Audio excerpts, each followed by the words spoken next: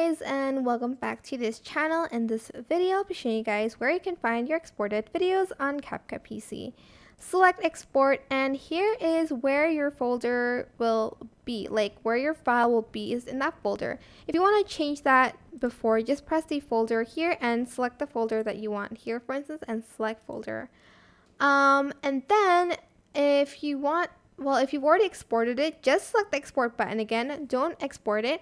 Select the folder, select the file path, and just copy and paste it into File Explorer here, and it's going to go to that folder by pressing the enter part like that.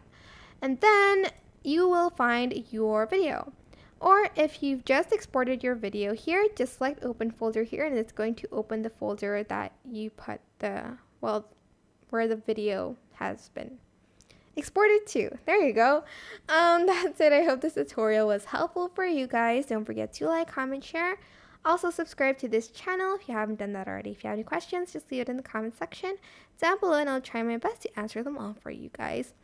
And if you found this video helpful, please click the thanks button above the description box down below. Thank you so much for watching. Bye!